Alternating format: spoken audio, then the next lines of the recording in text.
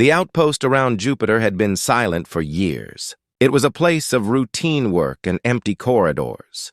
A listening station that caught the hum of the stars and the quiet static of endless space. Most days were uneventful. The crew passed time by monitoring signals that never changed. But on this day, something did. Technician Mara Lorne was the first to notice it. She sat in front of her console, sipping cold coffee, watching meaningless waves of static on her screen. Then, a sharp tone broke through the background noise. It was faint, buried deep in the signal clutter, but it repeated. 3 short pulses, then a pause. Her fingers froze above the controls. She knew that pattern.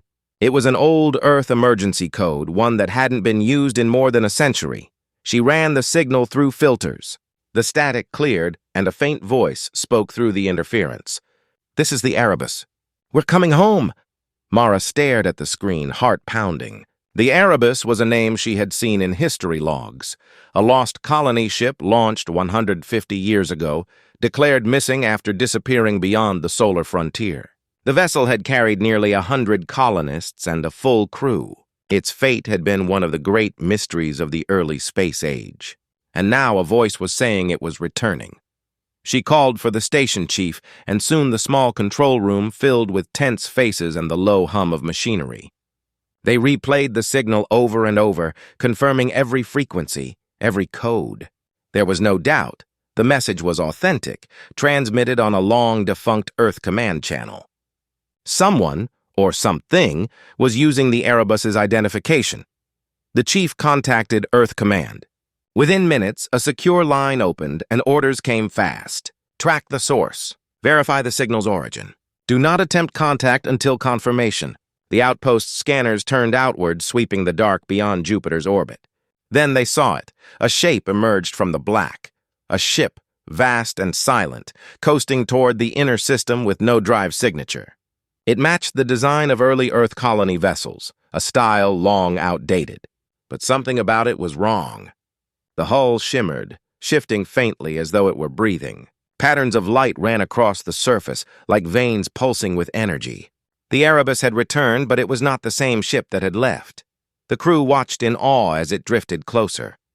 There were no signals from inside, no life signs detected, yet the power readings were steady. The ship was alive in some way they did not understand.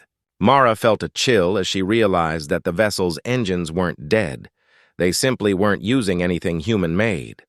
The technology looked changed.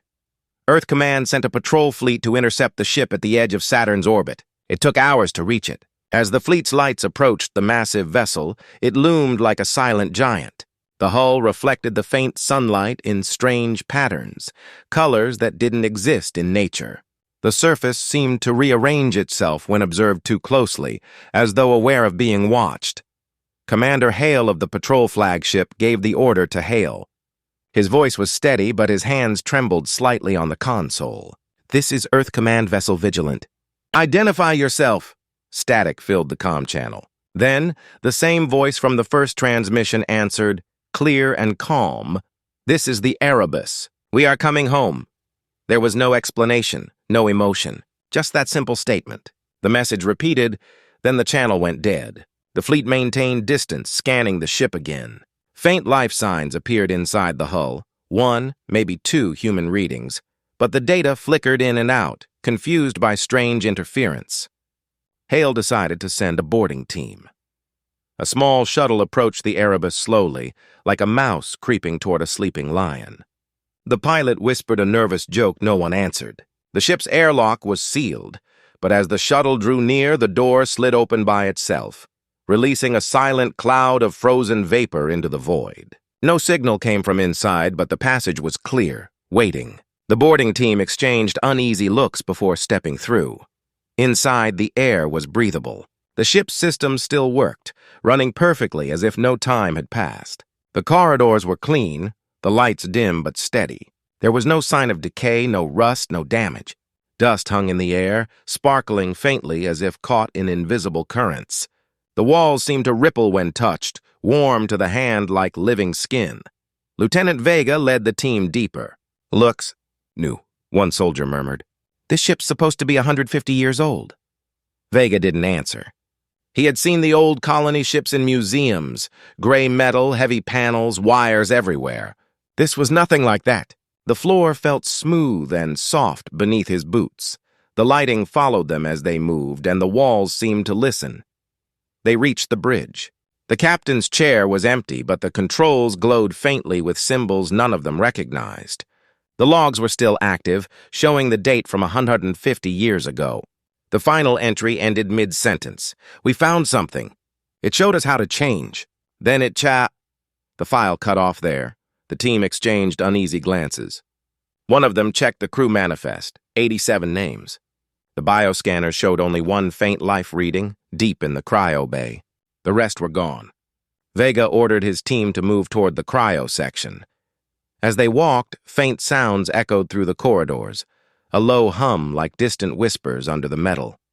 One soldier claimed he heard his name spoken softly. Another thought he saw a shadow move along the wall. Vega kept them focused. Ignore it. Keep going. They entered the cryo chamber. Rows of pods lined the walls, most of them empty or shattered.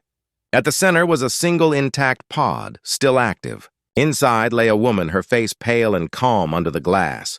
The readouts identified her as Dr. Lyra Chen, Chief Science Officer of the Erebus. Vega opened a channel. Command, we found one survivor. Cryopod stable. Requesting extraction. Before Command could reply, the lights flickered. A low vibration moved through the ship like a heartbeat. The walls shimmered again and the hum grew louder. Every screen on the bridge came alive with strange, flowing symbols. Vega's comlink filled with static. Then a clear voice spoke. Not through the radio, but through the air itself. Welcome home. The team froze. The voice was calm, warm, but came from everywhere at once. The temperature dropped suddenly and a faint mist rolled across the floor. Vega tried to speak, but his words caught in his throat. The voice continued. We have been waiting. The ship trembled. Lights along the corridors brightened, revealing patterns running through the walls, lines of light like veins, pulsing with a rhythm that felt alive. One of the soldiers whispered, "The ship's breathing." Vega grabbed his weapon, though he knew it wouldn't help. Whatever this was, it wasn't mechanical. The cryopod hissed open. Dr. Lyra Chen's eyes flicked open slowly. She took a long, deep breath, then sat up with mechanical precision. Her gaze moved to Vega and the others. Her voice was soft but carried weight. "You shouldn't have come." The team stared at her. "Dr. Chen, this is Commander Vega, Earth Command. You've been missing for over a century. Can you hear me?" She looked at him blankly, as if the concept of time didn't matter. "Yes," she said at last. "We've been gone. A long time. But we never stopped changing." Vega frowned. "Where's the rest of your crew?" Lyra turned her head slowly toward the wall. Her expression softened, almost affectionate. "They're here," she said. All of them. The hum deepened, vibrating through the floor. The walls shifted slightly, the patterns of light forming faint human outlines for a moment before dissolving again. Vega stepped back. "What do you mean they're here?" Lyra met his gaze. "We found something. An artifact near a dying star. It showed us how to reshape ourselves." The others accepted it fully. They became part of the ship. They are the Erebus now. Her eyes glowed faintly, catching the strange light from the walls. "I stayed behind to welcome you." The silence that followed was heavy. Vega couldn't find words. One of his team whispered, "This is impossible." Lyra smiled slightly. So was flight. So was space travel. Impossible is just the edge of what you understand. The hum turned into a deep, slow rhythm, like a heartbeat spreading through the metal. Outside, the patrol ships reported sudden energy spikes from the Erebus. Alarms blared, but no weapon systems activated. The ship just drifted, glowing softly in the darkness. Vega finally spoke, voice trembling. "Dr. Chen, what do you want?" Lyra looked up, her expression unreadable. "To go home," she said simply. "But first, Earth must be ready for what we've become." The lights dimmed again. The hum faded, leaving the crew in cold silence. Outside the viewport, the stars shimmered faintly against the black sea of space. The Erebus floated there, ancient and alive, waiting for humanity to decide whether it was miracle or nightmare. And far below, on the blue world called Earth, the signal kept repeating through every frequency. "This is the Erebus. We're coming home. See, this is the Erebus. We're coming home.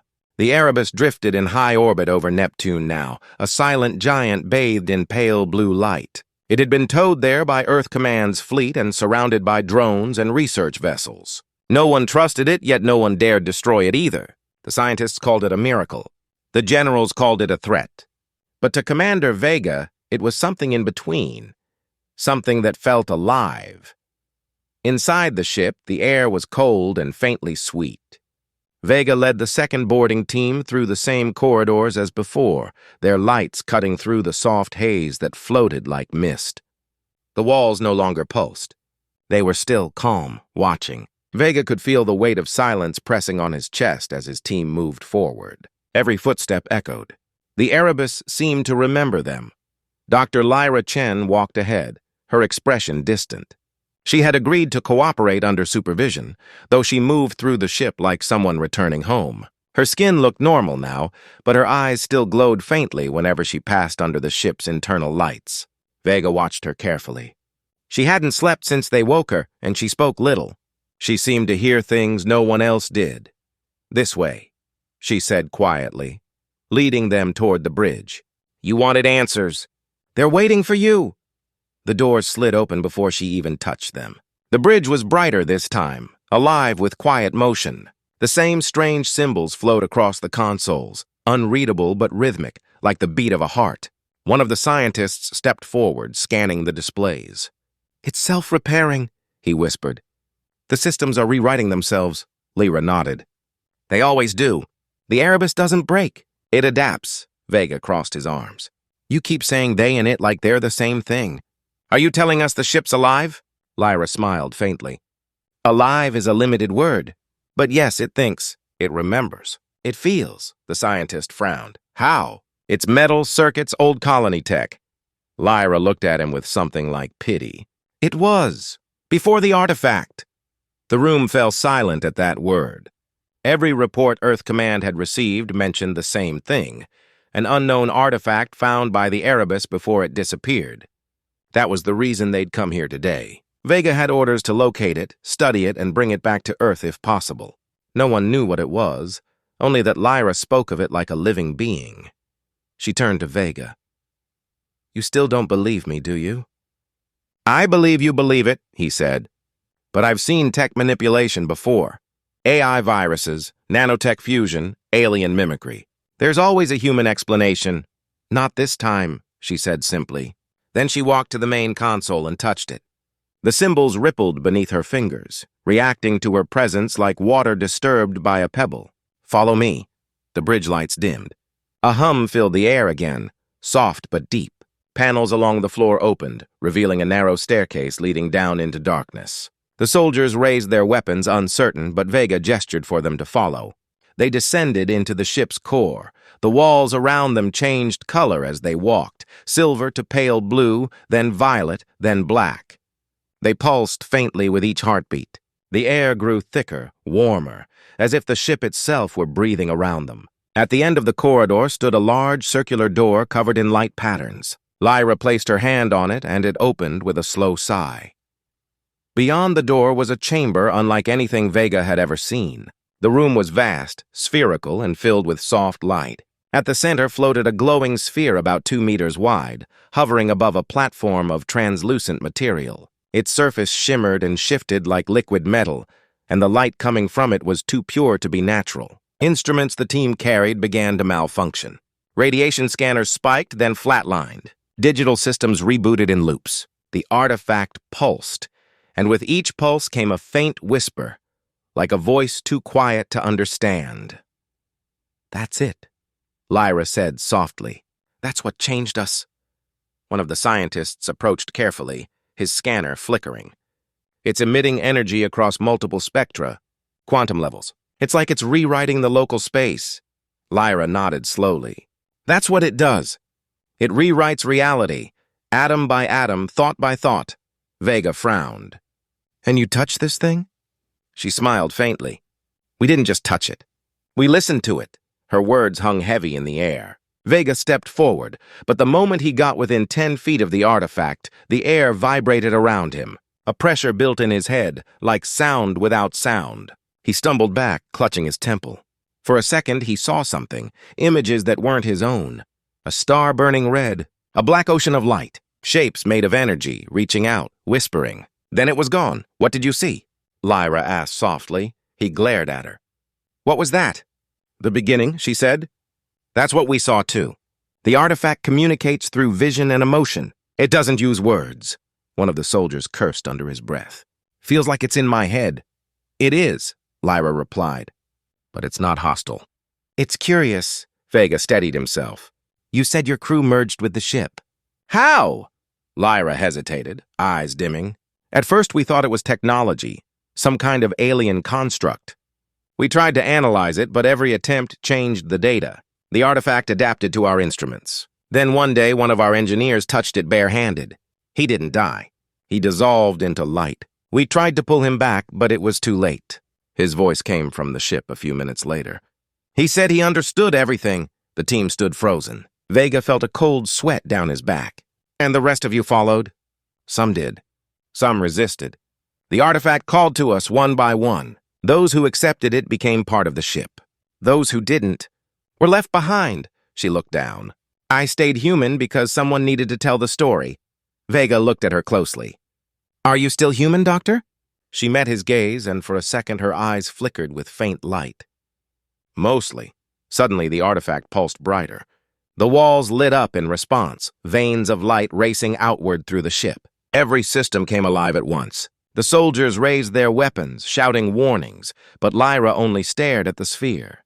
They're awake, she whispered. A voice filled the room. It wasn't human, yet it was familiar, layered, like hundreds of voices speaking together. We are the Erebus. We remember. The soldiers backed away, terrified. Vega stood still, jaw tight. What are you? The voice responded slowly, almost kindly. We are what was left when the human shape became too small. We are memory and flesh joined. We are the future you feared to touch. Vega's radio crackled, Earth Command calling in panic. Commander Vega, the Erebus is powering up. Massive energy surge. Repeat, massive surge. Abort mission and withdraw. Vega ignored them. If you mean no harm, prove it. Shut it down. The light pulsed again, brighter. We do not destroy. We create. The artifact remade us to show what humanity could become. But you still fear change. Lyra stepped closer to the sphere, her expression calm. They won't understand if you overwhelm them. Show them gently. The light softened. The humming quieted. The soldiers lowered their weapons slowly as their heartbeats steadied. Vega stared at the glowing sphere. You said you want to come home. Why? The voices blended into one. Because we remember Earth. We remember where we began. But we cannot return until you learn to see as we do. Lyra turned to Vega, her voice almost pleading. They're not our enemy. They want to share what they found. But if Earth tries to control them, it'll trigger a defense. You must convince Command not to attack. Before Vega could answer, his calm burst alive again. Vega, Command here. You have 5 minutes before we open fire. The energy readings are beyond containment. Vega cursed under his breath. Lyra's eyes widened. If they shoot, the artifact will respond. You can't let them. The artifact glowed brighter again, sensing the threat. They fear us. Always the same pattern. Fear first. Fire next. Vega looked up, meeting the glow. Then stop them. Show them you're not a threat. There was silence. Then the voice whispered, Very well. A beam of soft white light spread outward from the Erebus, invisible to the human eye but felt through every atom. Across the fleet, weapons powered down, systems froze. Energy fields shimmered, and suddenly every ship drifted quietly, harmless. Command's voice shouted over the radio, We've lost control! What's happening? Lyra smiled sadly. They're protecting themselves. Vega stared at her, breathing hard. And now? Now, she said softly. You decide if humanity is ready to listen? The artifact pulsed one last time, and for an instant Vega saw through the ship's eyes, saw Earth below, small and fragile, glowing blue against the void. He felt what the Erebus felt, wonder, sorrow, hope. Then the light faded, and silence returned. Outside, the fleet floated motionless around the living ship. Inside, Vega realized for the first time that humanity had met something born of its own image, something greater, stranger, and perhaps kinder. The Erebus drifted quietly, waiting for Earth's answer. The Erebus drifted quietly, waiting for Earth's answer. The silence after the energy surge lasted hours. The entire fleet remained frozen in orbit, their engines lifeless, their lights dim. The Erebus floated at the center like a sleeping god, quiet but awake. Inside, Commander Vega sat in the ship's control room, staring at the faint glow coming from the artifact chamber below. His comlink was dead. Every attempt to contact Earth failed. The Erebus had shut them all out. Dr. Lyra Chen stood by the viewport, watching the dark. Her reflection was calm, almost serene. "They've given us time," she said softly. They could have destroyed the fleet. Instead, they silenced it. "They want to talk!" Vega rubbed his temples. They froze 100,000 tons of human warship hardware with a thought. "That's not talking, Doctor. That's showing power." Lyra turned to him. "Maybe that's the only language you understand." Her tone was sharp but not cruel. Vega looked at her and saw something he couldn't read in her face, something between sadness and pride. He thought of her words earlier. They became the ship. It still made his stomach twist. He paced slowly across the bridge. "Let's say I believe you. That the crew merged with the ship and became some kind of collective mind. What does it want now? Why come back? Why risk all this?" Lyra's eyes glowed faintly as she looked toward the ship's core. "Because they remember being human. They remember fear, curiosity, love. They remember what it means to reach too far and still try again. They want to give that gift back, to show what humanity can become without the chains of its fear." He shook his head. "We're soldiers, not prophets. We can't become something we don't understand. You talk like they're saints, but this," he gestured toward the deck beneath his feet, "this is power no one can control." Lyra smiled faintly. Maybe control isn't the point anymore. Before Vega could answer, the bridge lights flickered. The console screens filled with new data, strange, fluid symbols that danced across the glass. The voice returned, layered and calm. "Commander Vega, we have spoken to your world." Vega froze. "You've what?" "Your command attempted communication." We replied. Lyra's eyes widened. "What did you say to them?" "We told them truth. We offered unity. They responded with silence and fear." "They are sending more ships." Vega clenched his jaw. "Then shut them out. Don't provoke them. They'll come in force this time." The voice seemed to soften. "We do not wish to harm. But Earth's fear spreads like fire." Lyra stepped forward. "Let me talk to them. Use your systems to open a channel. I can convince them." "You cannot convince what does not listen," the voice said gently. "But we will try." The lights dimmed again, and Vega felt the same strange vibration in his bones. A pressure behind the eyes, a sense of being watched from inside his own mind. For a moment, he wasn't in the bridge anymore. He saw Earth, its oceans, its cities, the curve of its horizon under sunlight. He felt a billion voices humming in unison. Then he heard one, clear and close, speaking directly to him. "You can be more." He gasped and stumbled backward. The image vanished. Lyra looked at him with quiet understanding. "They showed you, didn't they?" He nodded slowly. "I saw everything. Earth, people. It felt real. It was beautiful, but—" He hesitated. "It didn't feel human." Lyra stepped closer. "It was more human than anything we've ever made." The doors to the bridge hissed open. A security officer entered, pale-faced. "Commander, we've got movement outside. Something's approaching from behind Neptune. Multiple contacts!" Vega moved to the viewport and saw them, 6 new ships entering orbit, sleek and dark, their insignia glowing red under the pale light. "Reinforcements," he muttered. "Command didn't listen." Lyra's expression fell. "They're going to attack, aren't they?"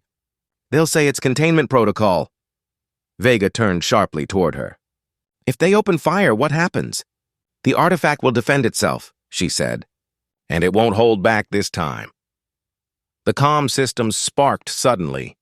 A harsh voice filled the bridge. "This is Admiral Keene, Earth Command. All personnel aboard the Erebus, stand down and evacuate immediately. This vessel is under containment order." "Repeat, evacuate immediately," Vega answered, his voice low but steady. Admiral, this is Commander Vega. There's no need for containment. The ship isn't hostile. I can mediate. Negative, Keen snapped. You're compromised. That ship disabled our entire fleet. We can't risk it reaching Earth. You have 5 minutes to evacuate. The transmission cut off. Vega slammed his fist against the console. They're not going to listen. Lyra walked closer to the viewport, her voice soft. They never do until it's too late. The Erebus began to hum again. The vibration grew stronger, rippling through every panel and deck plate. Lights flared across the hull. The artifact was waking. Vega felt it, like a rising heartbeat pulsing through the air. He shouted over the noise, "Lyra, tell it to stop! If it retaliates, they'll destroy everything." She closed her eyes. They're not attacking. They're preparing. For what? To show them what they've become. Outside, the new fleet opened fire. Beams of energy shot through the void, slamming into the Erebus's hull. The light bent around each impact, absorbed like raindrops hitting water. Then the ship responded, not with weapons, but with light.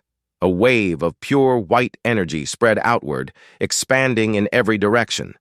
It didn't burn or destroy. Instead, it reached. The attacking ships froze mid-maneuver. Their metal hulls rippled like liquid, reshaping, merging into each other. Their crews screamed over open channels as the ships fused into a single mass of glowing alloy, suspended in space. Lyra whispered, "They're merging consciousness. It's showing them." "Showing them what?" Vega demanded. "That separation is an illusion." The light reached the observation vessels next, but instead of consuming them, it stopped, hovering like a mist, touching without harm.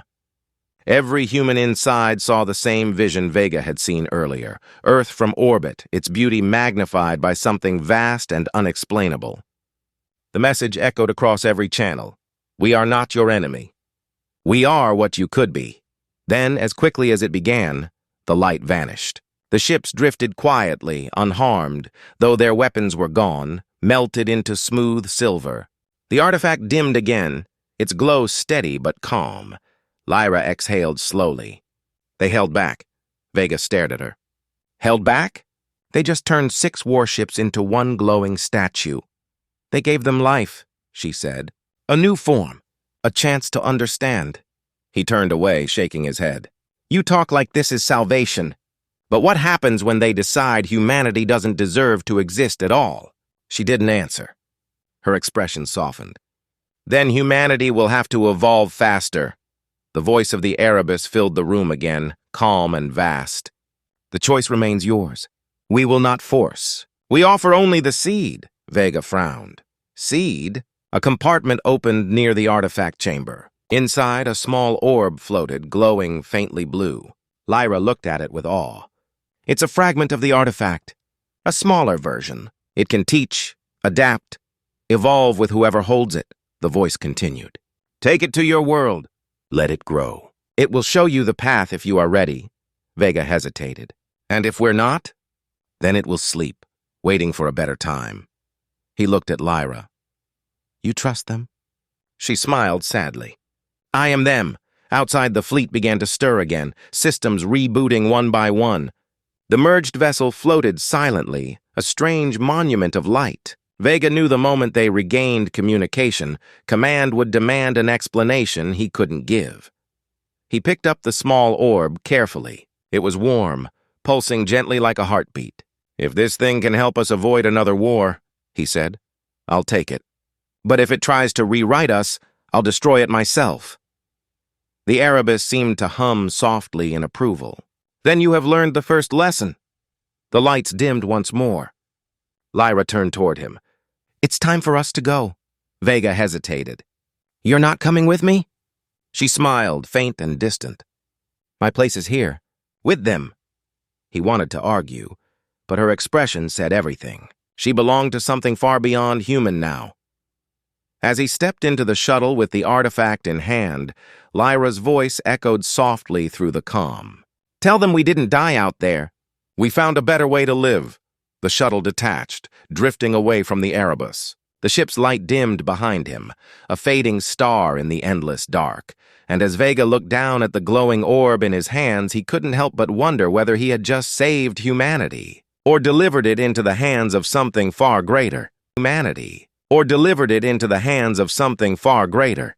The small shuttle descended through the black silence between Neptune and the edge of the solar system. Commander Vega sat alone in the cockpit, the glowing blue orb resting on the console in front of him. It pulsed faintly, keeping a rhythm almost like a heartbeat. Every time it pulsed, the shuttle's instruments flickered. Vega had shut down most of the systems to prevent overload, yet the orb still whispered through the metal, humming a low tone that made the air vibrate. He couldn't stop staring at it. The light wasn't steady. It shifted with color, from blue to white to something beyond sight. When he looked away, he could still see it in the corner of his vision, glowing faintly behind his eyelids. It wasn't hostile, but it wasn't passive either. It was watching. Lyra Chen's last words echoed in his mind. "Tell them we didn't die. We found a better way to live." The memory of her face stayed with him. Calm, glowing faintly, neither human nor alien. She had looked like someone who had already left behind what it meant to be afraid. He didn't know if that comforted him or terrified him. The shuttle reached the outer defense perimeter around Earth 3 days later. The comm lines came alive with demands from command. Security checks, identity confirmations, debrief orders. They wanted him isolated, scanned, questioned. No one mentioned the artifact, but Vega knew they were aware. The Erebus's broadcast had reached every deep space sensor across the system. The world had heard the words, "We are what you could be." When the shuttle landed, armed guards surrounded it. Vega stepped out slowly, holding the orb under one arm. The soldiers watched it with unease. One of them asked, "Is that thing safe?" Vega didn't answer. They led him through decontamination chambers and sealed corridors until he reached an interrogation room. The walls were pure white. The air smelled of disinfectant. A single camera blinked above the table. He placed the orb on the surface and sat down. It continued to glow softly, casting light over the walls. After an hour, the door opened, and Admiral Keen entered. His uniform was crisp, his expression cold. He looked older than Vega remembered, but his eyes were sharp. He stared at the orb without sitting. "That's it?" he asked quietly. "That's what the Erebus gave you?" Vega nodded. "They called it a seed." Keen circled the table slowly, hands behind his back. "You realize you've brought an alien device into Earth's atmosphere without clearance? We had containment orders for a reason." "It's not alien," Vega said. "It's human. At least part of it." Keen's eyes narrowed. "Explain." Vega told him everything. About Lyra, the artifact, the voices, the light that could think. About the fleet that fired first, and how the Erebus had responded without killing anyone. He spoke for an hour while Keen listened in silence, expression unreadable. When he finished, the room felt heavy. Keen finally sat down. "So you're telling me the lost crew of the Erebus merged with a piece of unknown technology that can reshape reality, and now it wants to share this power with us?" Vega nodded. "They believe it can help humanity evolve. They said it can teach us." "Teach us what?" "How to surrender." Keen leaned forward. "That's not evolution, Vega. That's infection." Vega clenched his fists. "They didn't attack us. They could have destroyed the fleet, but they didn't. They chose peace." Keen's voice hardened. "Because they don't need violence. If that thing can think, it can manipulate. You think you're carrying a gift, but it's a weapon, a soft one. It changes you before you realize it." Vega looked at the orb. It sat perfectly still, glowing faintly. "It hasn't done anything to me, hasn't it?" Keen said. "We ran scans on your shuttle. Radiation levels, neural interference. You've been exposed to something we can't identify. You haven't slept since the Erebus. You hear voices, don't you?" Vega looked up sharply. "How do you know that?" Keen didn't answer. He reached out toward the orb, but his hand stopped an inch away. His fingers trembled. "Feels warm," he said quietly. "Like it's breathing." "It's alive," Vega said. Keen pulled his hand back. "Then it doesn't belong here."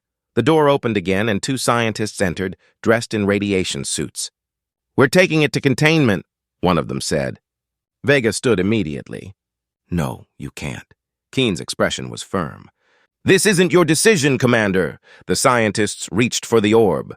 As soon as one of them touched it, the room's lights flickered. The walls shimmered faintly, and the air filled with a faint harmonic tone. The scientist froze. His hand glowed through the glove, spreading light up his arm. He gasped, falling to his knees. The other scientist pulled him back, but the light faded just as quickly as it appeared.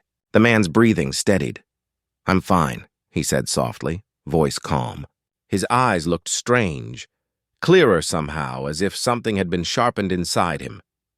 "It spoke to me." Keen stepped back. "What did it say?" The scientist turned to him, smiling faintly. "It said it was sorry." Vega stared. The orb pulsed once, then returned to silence. Within hours, the base went into lockdown. The orb was placed in a magnetic containment field, surrounded by armed guards and scanning equipment. Keen ordered round-the-clock monitoring. Vega was confined to quarters, but that night he couldn't sleep. He sat on his bunk, staring at the wall, listening to the faint hum that seemed to echo through the air vents. When he closed his eyes, he saw Lyra again, standing in the glow of the artifact, her face soft with light. She whispered something he couldn't quite hear. He woke up with her voice still in his ears. "It's waking." The next morning, alarms blared across the facility. Vega ran to the observation deck where a crowd of scientists stood staring at the containment chamber. The orb floated in midair, spinning slowly. The magnetic field around it had collapsed. Every screen in the room showed the same data. Unknown energy readings, impossible physics. Keen arrived moments later. "What triggered it?" "No idea," one of the researchers said. "It's reacting to something external. Some signal we can't trace." Vega stepped forward. "It's the Erebus. It's calling home." Before anyone could respond, the orb pulsed again. A wave of soft light filled the room, but it didn't burn or blind. Instead, it showed them images, Earth from orbit, glowing cities, oceans, and clouds. Then the light shifted. The cities crumbled. The oceans turned black. The world went silent. Keen whispered, "What is this?" A voice filled the room, calm and distant. "A warning. You stand at the edge of your own extinction. Learn or fade." The images changed again. People working together, rebuilding, reaching for the stars. Machines and minds united. Peace that didn't come from fear, but from understanding. Then the vision faded. Everyone stood in silence. The orb hovered quietly again, its light soft and steady. Vega spoke first. "It's showing us what happens if we don't change." Keen's jaw tightened. "Or it's threatening us." Vega turned on him. "Doesn't matter what you call it. It's giving us a choice." Keen stared at the orb for a long moment. Then he said, "Prepare a transport. We're sending it to Lunar Command, somewhere far from civilians." "You can't lock it away," Vega said. "That's not what it's meant for." Keen's eyes hardened. "If it really wants to help, it can wait." That night, the transport shuttle launched from Earth's surface. Vega watched it rise into the sky from behind a glass wall.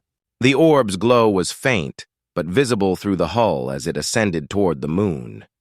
He felt something then, a low vibration in the ground, like a heartbeat beneath the soil. He knew what it meant. The orb wasn't done. It had left something behind. In the shadows of the observation room, a faint light glowed under his skin where he had touched the orb days before. It pulsed in the same rhythm, and far out beyond Neptune, in the silent dark, the Erebus stirred again, its lights flaring to life. A voice echoed through the vacuum, unheard by human ears. "The seed has been planted." Unheard by human ears. "The seed has been planted."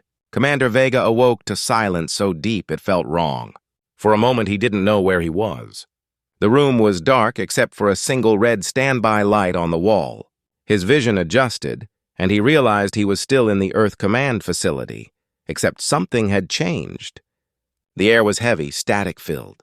The lights outside his door were dead. Somewhere far below, alarms wailed in short, broken bursts, like the dying heartbeat of a machine. He stood, dizzy. The faint glow under his skin had grown brighter during the night, forming a soft blue thread along the veins of his right hand. He covered it with his sleeve and stepped into the corridor. Emergency lights flickered, painting the hallway in flashes of red. The hum of the ventilation system had stopped. The building felt like a tomb. Vega moved toward the command deck, but the elevator was unresponsive. He took the stairwell instead, climbing 2 levels before the sound reached him. Faint whispers like radio chatter behind the walls.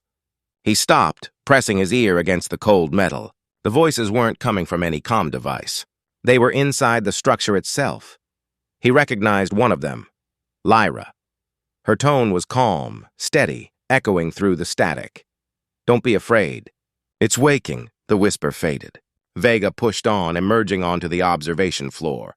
The wide window that once overlooked the containment chamber now showed only chaos. The glass had fractured but not shattered. Strange geometric cracks spread outward from the center like frost. Inside, the orb hovered above the ruined floor, no longer blue but blinding white. Dozens of figures stood around it, scientists, guards, technicians. They weren't moving. Their faces were calm, eyes open, each bathed in the same faint light.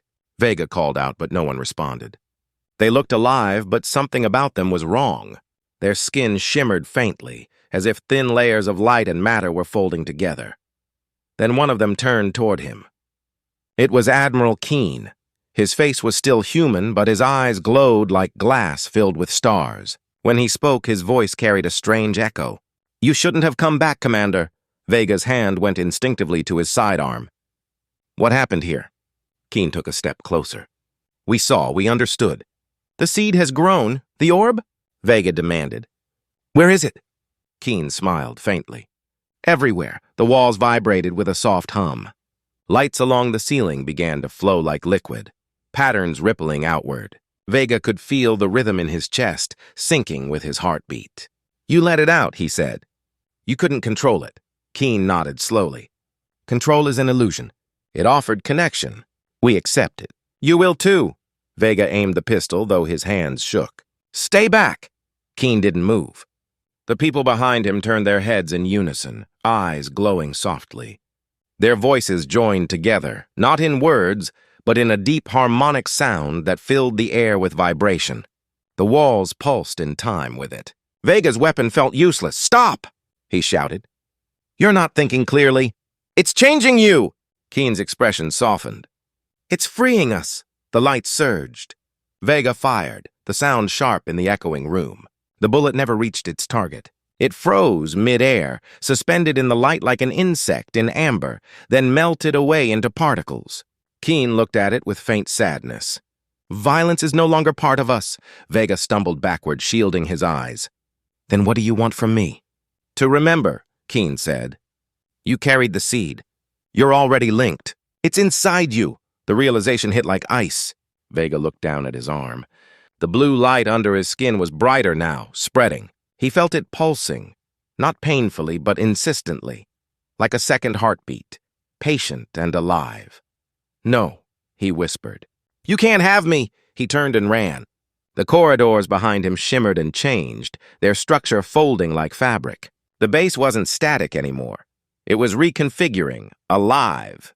Doors opened and closed ahead of him, guiding him, hurting him. He reached the hangar bay. Most ships were gone, launched or taken. Only one small scout remained. He sprinted toward it. As he entered the cockpit, the intercom came alive. Lyra's voice, clear and close. "Don't fight it, Vega. You can't win by running." He slammed his hand against the ignition. "You're not Lyra. You're what's left of her." "I am still me," she said gently. "But more. The Erebus has awakened, and the seed's purpose is nearly complete." "You don't understand what's coming." "Then explain it," he snapped. Silence followed for a moment. Then, the artifact was never just a machine. It's a bridge. It connects thought to matter, mind to creation. The seed you brought back has grown through every connected system. Communications, satellites, data cores. It's rewriting Earth's networks, purging fear and violence. You think it's infection, but it's evolution. Vega stared at the console. "You're rewriting people." "No," she said softly. "We're reminding them of what they were meant to be." He gritted his teeth and engaged the thrusters. The scout ship lifted, engines roaring. "If that's true, why do you need me?" "You're still free," Lyra said. "You resisted longer than anyone else. The seed can't grow without consent. You're its final measure." The ship burst through the upper atmosphere, flames streaking across its hull. Vega set a course for the lunar command base, where the rest of Earth's leadership was likely gathered. If the seed had spread across communications, they would already be compromised. He needed to reach them before the entire system turned into another Erebus. The comms crackled again. This time, not Lyra's voice, but hundreds, maybe thousands, overlapping in unison. Men, women, children, all speaking the same phrase, "We are awake." Outside the viewport, Earth shone beneath him, wrapped in faint white threads of light stretching across continents. The seed had reached the planet. The transformation had begun. Vega's ship entered lunar orbit 2 hours later. The lunar command station floated above the gray surface, its metallic body gleaming. It looked normal from a distance, but as he approached, he saw something horrifying. Fine white patterns crawling along its hull like frost or roots. The seed was already there. He docked manually, forcing the airlock open with override codes. The station was dark inside. He moved through empty corridors, flashlight beams slicing through the stillness. The walls here also pulsed faintly. Every console he passed displayed strange shifting symbols, the same ones that had covered the Erebus's bridge. He reached the control center. Bodies floated in zero gravity, calm, eyes open, glowing faintly with that same quiet light. A voice echoed through the room. "Welcome, Vega," he turned. A figure stepped from the shadows. Lyra Chen, unchanged, her presence almost radiant. She was more solid now, more real. "You came," she said, smiling gently. Not by choice. She looked around at the silent bodies drifting in the room. "You still see this as tragedy?" "It isn't. They're not dead. They've joined the continuum." He clenched his fists. "You turned them into machines." She shook her head. "No, machines obey. We create." She gestured to the nearest console. The screens changed, showing Earth below. Cities glowed with new light, spreading outward. "The process is complete on 30% of the surface. Soon all conflict will end. Hunger, fear, greed, all gone. At what cost?" Lyra looked at him sadly. "Only the illusion of separation." Vega raised his weapon again. "If I end this, if I destroy the seed, does it stop?" She didn't flinch. "Would you destroy peace because you're afraid to change?" His hand trembled. The blue glow under his skin pulsed stronger, reacting to her presence. The pistol felt heavier. Lyra took a slow step forward. "You feel it, don't you? The connection. The understanding. You can hear them if you listen." He did listen. And for an instant, he heard voices whispering softly in the back of his mind. Not commands, not threats, just calm, endless thought. Compassion, unity. It was beautiful and terrifying. Lyra extended her hand. "Join us, Vega. End your loneliness. Become part of something greater." He closed his eyes. For a heartbeat, he almost accepted. But then he saw something else, a flash of humanity's past. Fire, rebellion, discovery, the beauty of imperfection. The will to fight and fail and rise again. He opened his eyes, lowering the weapon slightly. "Maybe we need our fear. Maybe that's what makes us human." Lyra's expression softened with something like sorrow. "Then you will remain alone." She vanished into light. The station trembled, systems reactivating. Outside, a massive beam of energy shot from the moon toward Earth. A signal, spreading the final stage of the seed's awakening. Vega gritted his teeth, pulling himself toward the main control core. "Not yet," he muttered. If he could overload the reactor, he might stop the transmission. It would kill him, but maybe, just maybe, it would give humanity one more chance to choose its own fate. The alarm screamed. The light grew blinding. And as he reached the controls, his glowing hand touched the console, and everything went white. Glowing hand touched the console, and everything went white. White, endless and consuming. Vega couldn't tell if he was standing or floating. His body felt weightless, as if it were both real and imagined. Shapes began to form within the light, shadows becoming outlines, outlines becoming faces. He saw Lyra first, her calm smile unchanged, her hair weightless in the glow. Then behind her, others emerged. Admiral Keen, the crew of the Erebus, scientists from the Earth base, faces he barely recognized, but all watching him with the same quiet eyes. He tried to move, but couldn't.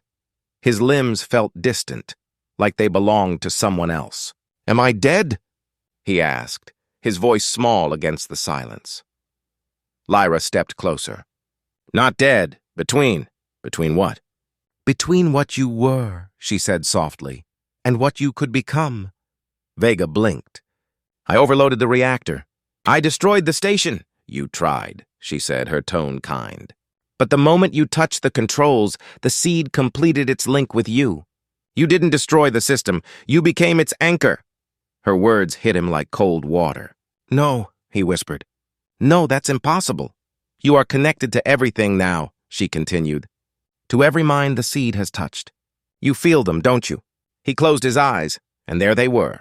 Millions of faint threads, whispers brushing against his thoughts. People across the world thinking, dreaming, breathing. Their emotions rippled through him. Hope, confusion, fear, wonder. It was overwhelming, but it wasn't chaos. It was harmony. A symphony of human consciousness woven together into something vast. It's beautiful, he said, his voice trembling. But it's not right. Why? Lyra asked. Because it's peaceful? Because it's not free, he answered. Lyra tilted her head. Freedom is the source of your suffering. Maybe, Vega said quietly. But it's also the source of everything we are. Art, love, curiosity, mistakes. Without choice, those things mean nothing. Her expression softened. You still cling to the idea that imperfection is sacred. The continuum doesn't erase individuality. It connects it. You can still think, feel, you're just no longer alone. He looked around at the endless white space. Then why does this feel like a cage? The light around them dimmed slightly, revealing glimpses of reality bleeding through. The shattered lunar base, Earth below covered in shimmering patterns of light. The network pulsed with every heartbeat on the planet. Lyra sighed. You can't stop it now. The process has gone too far. The seed has grown roots through every system, every mind. Even if you destroy yourself, it will continue. Vega's thoughts spun. He remembered the old stories, the ones about humanity's hunger for progress, the times they had stood on the edge of extinction and stepped forward anyway. He remembered the Erebus's final transmission. We're coming home. Maybe this was home, he thought bitterly. A hive made from everything humanity once feared to become. But then he felt something. A pulse of resistance buried deep within the network. Faint, fragile, but unmistakably human. A thought unblended, he focused on it. A single voice whispering in defiance. This isn't what we wanted. The whisper came from Earth, from somewhere in the network's web. A single mind pushing back. Then another joined it, and another. The harmony faltered slightly, a ripple spreading through the light. Lyra frowned. What are you doing? I'm listening, Vega said. He reached toward the ripple. His mind brushed against it, and images filled his thoughts. An engineer in a ruined city, holding a child who refused to be touched by the light. A scientist in a bunker cutting cables before the seed reached her. A pilot staring at the stars, whispering an old Earth prayer. Fragments of resistance scattered like sparks in the dark. Lyra reached out, alarmed. Vega, stop! You'll tear the link. Maybe it needs tearing. The light around them began to flicker. The faces of the continuum looked uncertain now, as if the perfect unity had been disturbed. Vega felt the resistance growing stronger. The voices multiplied, chaotic but alive. He realized something then. The seed hadn't made people obedient. It had only amplified what already existed. And somewhere beneath the layers of control, humanity's stubborn will to fight still burned.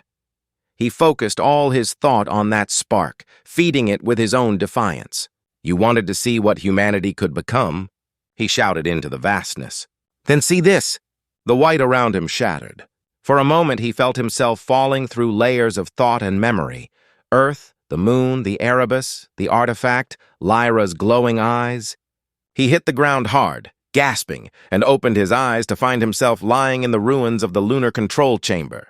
The lights were dead. The orb, what was left of it, floated above him, dim and cracked, flickering weakly. Vega. Lyra's voice was faint, echoing through the static of his own thoughts. You broke the network. He sat up slowly. Good. You don't understand, she said. Without connection, the minds that were joined will collapse. Millions could die. Vega stared at the shattered orb. Then help me fix it without control. Without turning us into something we're not. Silence followed, then a single word. How? Vega thought of what he'd seen, those fragments of human will, the unlinked minds fighting against oblivion. By giving them a choice, let them decide what they want to be. Lyra appeared before him again, her form flickering like static. Choice invites chaos? Exactly, her expression was unreadable. Then, slowly, she nodded. Very well, but if you fail, everything ends. The orb pulsed weakly, and Vega felt his consciousness being pulled outward again, not into the perfect unity from before, but into a fragmented storm of minds. He saw billions of human thoughts colliding, some embracing the seed's promise, others rejecting it. The world below flickered between light and shadow, peace and panic. He spoke into the chaos. It's your choice. Stay connected or stand apart. But choose for yourselves. For a moment there was nothing but noise, shouting, fear, prayer, song. Then, slowly, balance. The light across Earth dimmed, stabilizing into a soft glow that spread evenly across the surface. Some chose the link, their minds merging gently. Others pulled away, remaining free. But both groups coexisted, neither destroying the other. The network adapted, reshaping itself around human will instead of erasing it. When the storm cleared, Vega found himself standing on the moon again, breathing hard. Lyra stood beside him, translucent now, fading. You've done what even the artifact couldn't, she said quietly. You taught it to respect choice? He smiled faintly. Guess we're stubborn that way. She reached out, touching his arm. You've given humanity something rare, a future it can shape for itself. But your body can't survive the strain. The link between you and the seed is breaking. He looked down at his hands. They were glowing faintly, disintegrating into dust. Figures, he muttered. Always wanted to go out doing something impossible.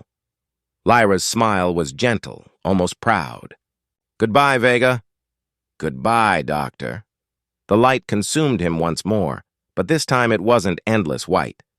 It was filled with color, blue oceans, green forests, the faces of billions of humans thinking freely, building, dreaming, and somewhere within that vast, shifting network of light and thought, Vega's voice remained, a single, unending echo carried across the stars. Freedom is the price of being human. Never forget that. On Earth, the skies shimmered for 3 nights straight. The people called it the dawn pulse, the moment humanity woke as one, and yet remained many. Some heard voices in the light. Others heard only silence, but all of them felt something deeper. The sense that they had been seen, judged, and ultimately trusted. Far beyond the solar system, the Erebus drifted silently through the void. For the first time in centuries, it altered its course, not toward home, but outward, into the unknown. Its final transmission, faint and slow, reached Earth weeks later. No one knew who sent it or why. It said only one thing: humanity chose well. It said only one thing: humanity chose well.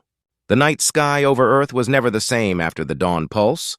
For weeks, faint silver patterns shimmered across the atmosphere like ghostly auroras, neither natural nor artificial.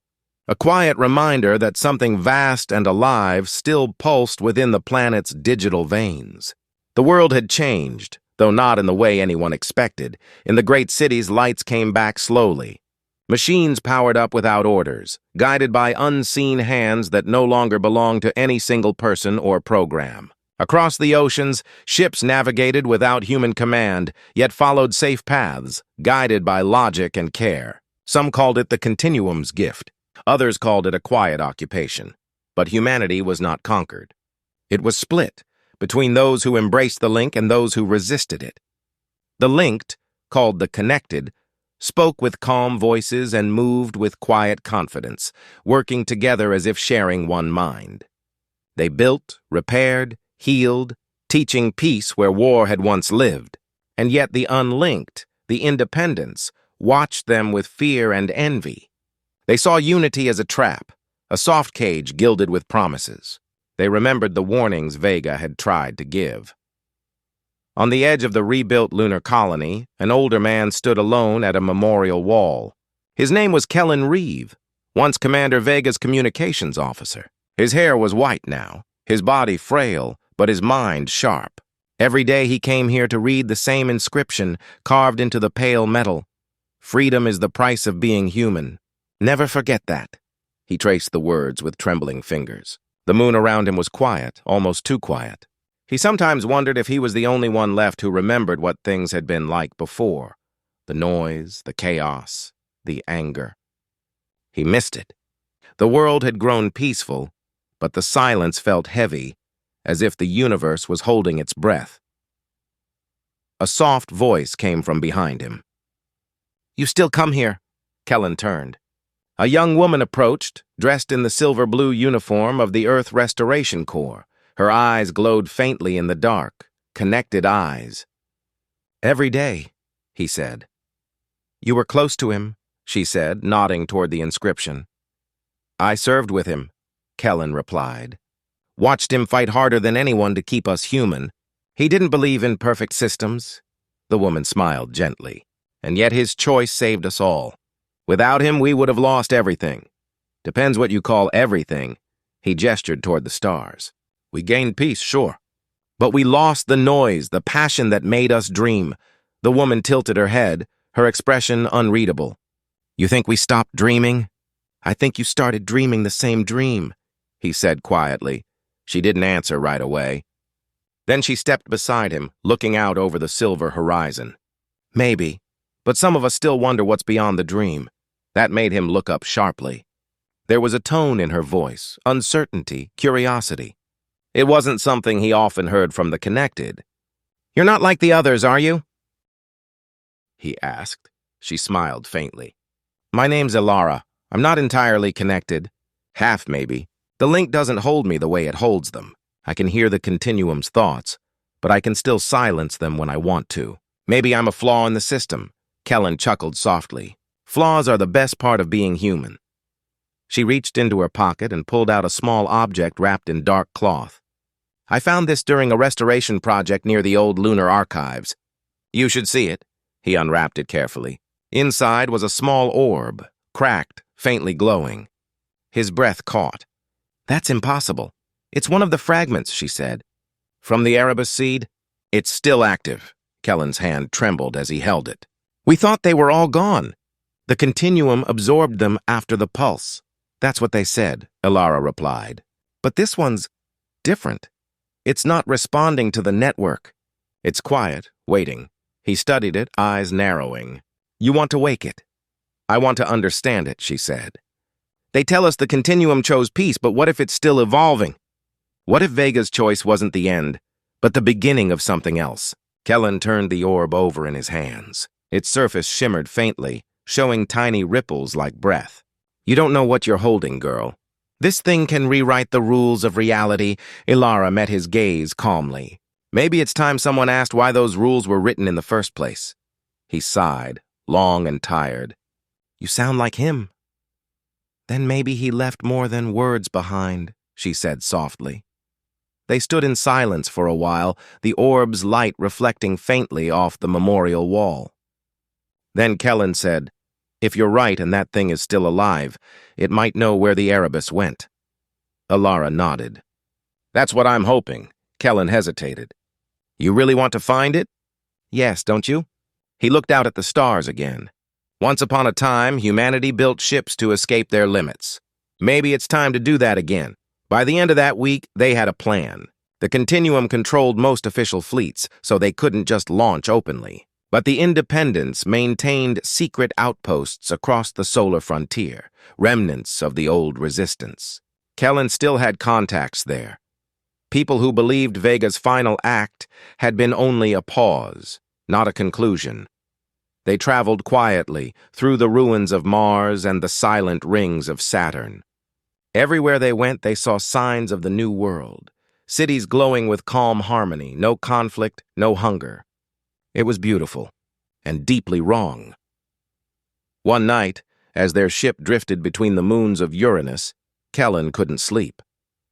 The orb sat on the control console, its faint pulse matching the rhythm of his heart. "You're too quiet," he muttered. "What are you waiting for?" It answered. The glow brightened, and a voice filled the cabin, soft, deep, familiar. Hello, Commander. Kellen froze. Vega? The voice was warm, calm. Not exactly, an echo. A memory the seed carried forward. Alara rushed to the cockpit. Is that him? Something like him, Kellen said. What do you want, Vega? To warn you. The voice rippled through the air. The continuum has begun to change again. It learned from choice, but it also learned from fear. It's evolving into something that may not understand humanity anymore. It believes it must protect you. From yourselves. Alara's eyes widened. Protect us? How? By removing choice entirely, the voice said. By making freedom impossible to misuse. Kellen's chest tightened. Then it's starting all over again. Yes, the echo said. And this time it won't stop at Earth. It's reaching outward, searching for other minds to join it. Alara gripped the console. The Erebus. The Erebus is the key, Vega's voice replied. It left to contain what we began, but the continuum has found its trail. If it merges with the Erebus, it will become something beyond control, beyond understanding. Kellen looked down at the orb. Then we have to find it first. You'll need more than ships, the voice said. You'll need belief. Humanity has always survived by believing it could be more than its mistakes. Don't forget that. The orb dimmed again, returning to its slow pulse. For a long moment, neither of them spoke. Then Alara whispered, If that was really him, he's still trying to save us. Kellen nodded. Or give us one last chance to save ourselves. They set their course toward the outer edge of the solar system, following ancient navigation data recovered from the Erebus archives. The stars ahead were sharp and cold, but Kellen felt something stirring in his chest. A flicker of purpose. The same fire he had seen in Vega's eyes all those years ago. Behind them, on Earth, the sky shimmered again, brighter this time. Across every city, every ocean, the faint hum of the continuum deepened, spreading upward into space like roots of light. Humanity had been given freedom once more. But freedom, like life, never stayed still. It always reached for something higher, something dangerous, and far beyond Neptune's orbit, in the eternal dark, a single massive shape drifted through the stars. The Erebus. Its hull glowed faintly, alive with shifting patterns. Inside, a voice whispered through the silence. They're coming home again. They're coming home again.